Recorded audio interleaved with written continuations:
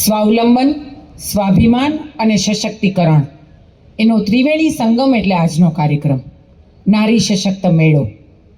Gujarat livelihood promotion company દ્વારા એટલે કે ગ્રામ વિકાસ વિભાગ દ્વારા આયોજિત આજના આ સશક્ત નારી, સમર્થ નારી એ ઉદ્દેશથી આજના આ મેળાનું આયોજન કરવામાં આવ્યું છે ને એ મેળામાં આજના કાર્યક્રમના અધ્યક્ષ અને નારી સશક્તિકરણનું ખૂબ સુંદર ઉદાહરણ એવા જિલ્લા પ્રમુખ આદરણીય શ્રી પ્રવીણાબેન રંગાણી, પૂર્વ કેબિનેટ મંત્રી આદરણીય શ્રી ભાનુબેન બાબરિયા મંચ પર ઉપસ્થિત, જેમના માધ્યમથી તમામ નારીઓને સશક્ત કરવા માટે થઈને આવા ખૂબ સુંદર આયોજન કરવામાં આવે છે અને હંમેશા હસતા અને દરેક લોકોને મદદરૂપ થવા માટે તત્પર એવા રાજકોટના કલેક્ટરશ્રી, ડીડીઓશ્રી, ડાયરેક્ટરશ્રી, ફોરેસ્ટ વિભાગના અધિકારી જનકસિંહજી, મંચ પર ઉપસ્થિત સર્વે મહાનુભાવો અને અહીં ઉપસ્થિત આપ સૌ આ કાર્યક્રમને સફળ બનાવવા માટે થઈને પધારેલા સર્વે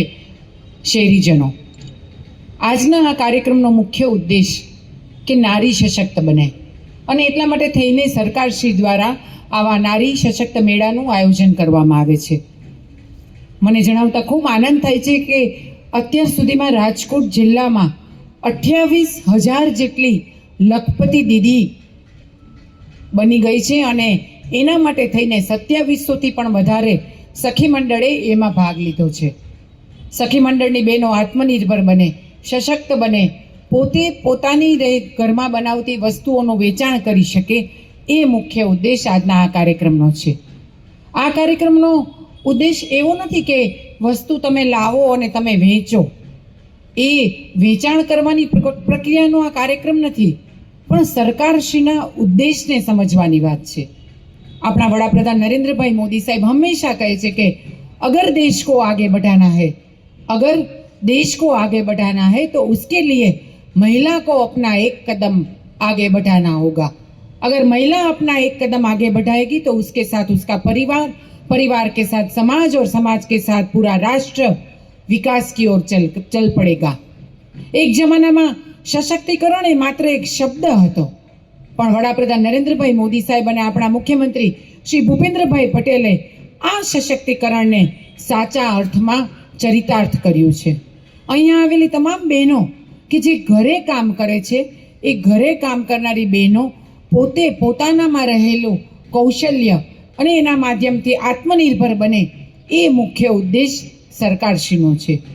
આત્મનિર્ભર પરિવાર એની સાથે આત્મનિર્ભર ગુજરાત અને આત્મનિર્ભર ગુજરાતના માધ્યમથી આત્મનિર્ભર ભારત બનાવવાનો સંકલ્પ સરકારશ્રીનો છે. અને એટલા માટે થઈને બહેનોને આ માધ્યમથી વધુને વધુ સશક્ત કરવામાં આવે છે. હું તમારા દરેક કાર્યક્રમમાં કહેતી હોઉં છું કે બહેનો માટે અત્યારે સવર્ણ યુગ છે, કારણ કે સરકાર દરેક વખતે બહેનોની પડખે ઊભી રહી છે. દીકરી જન્મે એટલે વાલી દીકરી યોજના, દીકરી સ્કૂલમાં જાય એટલે સુકન્યા સમૃદ્ધિ યોજના, દીકરી કિશોરી થાય એટલે આંગણવાડીના માધ્યમથી પોષણક્ષમ યોજના, દીકરી ગર્ભવતી થાય એટલે માતૃવંદના યોજના, દીકરીને લગ્ન કરવા છે તો કુંવરબાઈનું મામેરું યોજના, અને દીકરીને કદાચ કાલ સવારે એના પરિવારમાં કોઈ ન રહે અને વિધવા થાય તો ગંગા સ્વરૂપા યોજના. આમ દીકરી જન્મે અને ત્યારથી દીકરી છે એને દરેક સ્તરે સરકારની યોજનાઓના લાભ આપવામાં આવે છે કે એનો મુખ્ય ઉદ્દેશ એ છે કે અહીંયા રહેલી તમામ બહેનો માત્ર ઘરનો આધારસ્તંભ નથી, પરંતુ એના માધ્યમથી પરિવાર અને પરિવારના માધ્યમથી સમગ્ર રાષ્ટ્ર સશક્ત બને, એ સરકારશ્રીનો ઉદ્દેશ છે. રાજકોટ વાસીઓને પણ વિનંતી કરું છું કે આજે આવો સરસ જે અધિકારીગણ જે આવા સરસ મેળાનું આયોજન કર્યું છે, તો મારી બધી જ બહેનોને વિનંતી છે કે આ મેળાનો તમે લાભ લ્યો. અને આમાંય આપણી સંસ્કૃતિ આપણને એક મોકો મળ્યો છે કે જે આપણી અંદર જે શક્તિ પડી છે ને એને ખીલાવવાનો, અને આપણી કલા આ દેશમાં તો આખા ભારતમાં તો જાશે જ, પણ વિદેશમાં પણ આપણી કલાનો માન મળે, સન્માન મળે, પ્રદર્શન થાય. એ માટે બધી જ બહેનોને અપીલ કરું છું કે આ મેળાનો ખૂબ ને ખૂબ તમે લાભ લ્યો અને આ બધી જ કલાથી તમે પરિચિત થાવ.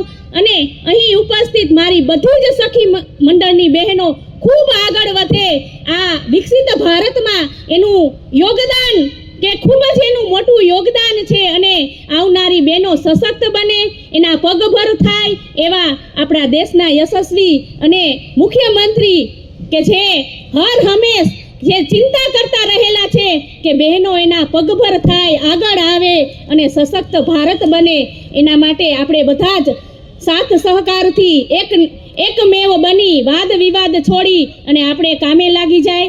અને ફરી અહીં ઉપસ્થિત બધા જ મંચસ્થ મહેમાનો તેમજ આપ સૌનું હું ખૂબ ખૂબ આભાર માનું છું. અસ્તુ. ભારત માતા કી જય. વંદે માતરમ. જય જય ગરવી ગુજરાત. મહાનુભાવો, અહીંયા મોટી સંખ્યામાં ઉપસ્થિત બહેનો તેમજ ભાઈઓને એવું થતું હશે કે અમને કોઈ યાદ નથી કરતા, પરંતુ ભાઈઓની મંજૂરી હોય અને ભાઈઓનો સપોર્ટ હોય તો બહેનો આટલી સરસ રીતે કામ કરી શકે છે, એટલે ભાઈઓને પણ આપણે અભિનંદન આપવા જોઈએ. આજે આ મેળાના ઉદ્દેશ્ય વિશે તમને દર્શિતાબેને વાત કરી, પરંતુ આ મેળાનો એક ખૂબ મોટો ઉદ્દેશ્ય એ પણ છે કે જે બહેનો પોતાની જે ચીજ વસ્તુઓનું ઉત્પાદન કરે છે અને એને વેચવા માટેના કોઈ વચેટિયા નથી, પોતાનું ઉત્પાદન બહેન પોતે જ કરે અને સરકાર એને એવું પ્લેટફોર્મ પૂરું પાડે કે એને જે ચીજ વસ્તુઓ બનાવી છે એને સારામાં સારી રીતે એ વેચાણ કરી શકે, ખૂબ અદ્યતન સુવિધામાં કરી શકે, ખૂબ સારી જગ્યાએ કરી શકે, અને જે કંઈ એની ચીજ વસ્તુઓનો એને નફો મળવો જોઈએ એ પૂરેપૂરો નફો મળે એવો શુભ આશય સરકારશ્રીનો પણ રહેલો છે. સરકારશ્રીની અનેકવિધ યોજનાઓ છે, યોજનાઓનો લાભ બહેનોને મળે, સારી રીતે યોજનાઓ બહેનો સુધી પહોંચે એવા શુભ આશયથી ગુજરાત સરકાર કામ કરી રહી છે. આ દેશના વડાપ્રધાન શ્રી આદરણીય નરેન્દ્રભાઈ મોદી સાહેબ જ્યારે સખી મંડળોની બહેનોને ખૂબ આગળ વધારવા માટે, પ્રોત્સાહિત કરવા માટે ગુજરાતમાં જ્યારે સમગ્ર દેશમાં કાર્યક્રમ થયો ત્યારે ગુજરાતના એક કાર્યક્રમમાં મારે જવાનું થયું. જેમ આપણે અહીંયા જસદણના બેન પોતાની સાફલ્ય ગાથા વર્ણવતા હતા એ રીતે ત્યાં એક બેન પોતાની સાફલ્ય ગાથા વર્ણવતા હતા.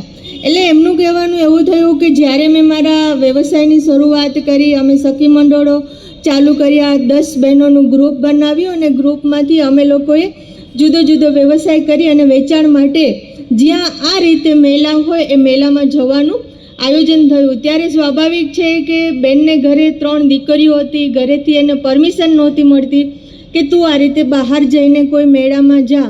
પરંતુ બહેનની હિંમત એટલી બધી હતી કે ના, હું એકવાર જો ઘરની બહાર નીકળીશ તો પછી હું વધારે પગભર થઈ શકીશ અને મારો જે વ્યવસાય છે એ વ્યવસાયને હું વધુ સારી રીતે આગળ લઈ જઈ શકીશ. એટલે બેન હિંમત કરીને જાય તો છે, પરંતુ થાય છે એવું કે જ્યાં એ પોતાનો વ્યવસાય માટે જાય છે જે મેળામાં, ત્યાં પોતે જે ચીજ વસ્તુઓ બનાવેલી હોય છે ને એનું વેચાણ થતું નથી હોતું. એટલે પહેલા દિવસે એને 200 થી 300 રૂપિયાનો જો વેપાર થયો, ઘરેથી ફોન આવ્યો કે આજે કેટલું વેચાણ થયું. એટલે બેન સંકોચ સાથે કહે છે આજે બસ આટલો 200-300 રૂપિયાનો વેપાર થયો. એટલે ઘરેથી એક મજાકના સ્વરૂપમાં એને જવાબ આપવામાં આવે છે. એટલે બેન નિરાશ થાય છે. બીજા દિવસે પણ એવો જ એની સાથે દિવસ પસાર થાય છે, એનો કોઈ વેપાર એના ચીજ વસ્તુઓનું થતું નથી.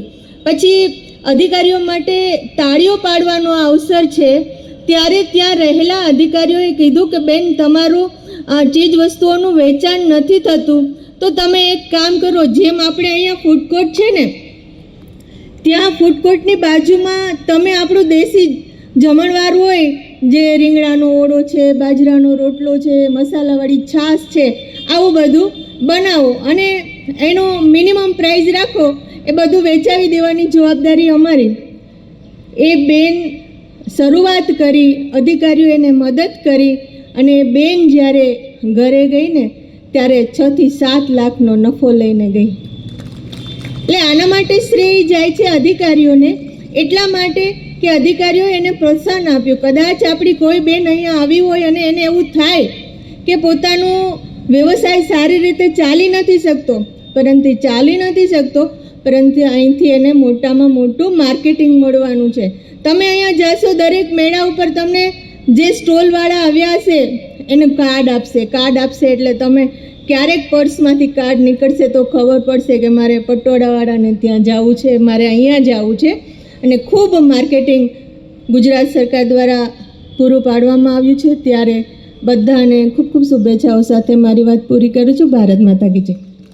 વિકાસ એજન્સી દ્વારા આયોજિત નારી શક્તિ મેળા 2025માં અમારા આમંત્રણને માન આપીને પધારેલા જિલ્લા પંચાયતના અધ્યક્ષ એવા નારી શક્તિનું ગૌરવ શ્રી પ્રવીણાબેન રંગાણી મેડમ, આપનો ખૂબ ખૂબ જિલ્લા વહીવટીતંત્ર અને DRDA વતી અમે ખૂબ ખૂબ આભાર માનીએ છીએ.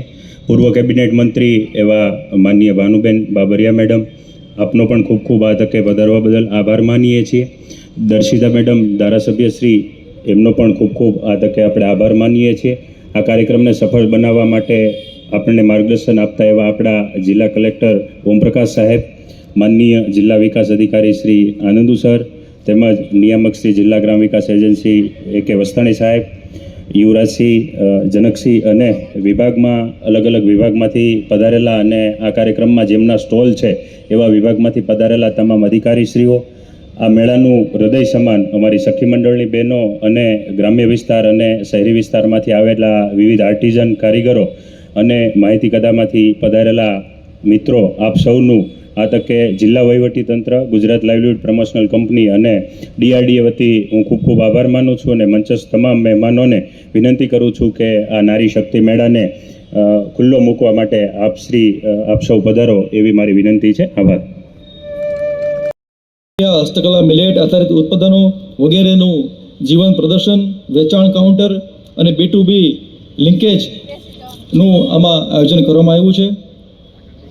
નેટવર્કિંગ અને માર્કેટિંગ લિંકેજ પ્રવૃત્તિઓ, જેમાં બાયર સેલર મીટ, એટલે કે આપણા જે બહેનો અલગ અલગ વસ્તુઓનું ઉત્પાદન કરે છે અને વેચાણ કરે છે, એમને એક પ્લેટફોર્મ પૂરું પાડી અને બાયર્સ પણ મળી રહે કે મોટા અન્ય જે ઉદ્યોગ ગૃહો છે કે એન્ટરપ્રેન્યોર્સ છે કે એજન્સીઓ છે, એમને બંને વચ્ચે એક પ્લેટફોર્મ ઊભું કરી અમને બાયર સેલર મીટનું આયોજન દ્વારા એમને એક માર્કેટ મળે, એમના માટેનું પણ આપણે આયોજન કરી રહ્યા છીએ. આ વિડીયો ગમ્યો હોય તો લાઇક કરજો, મિત્રોને શેર કરજો અને ચેનલને સબસ્ક્રાઇબ કરવાનું ભૂલશો નહીં.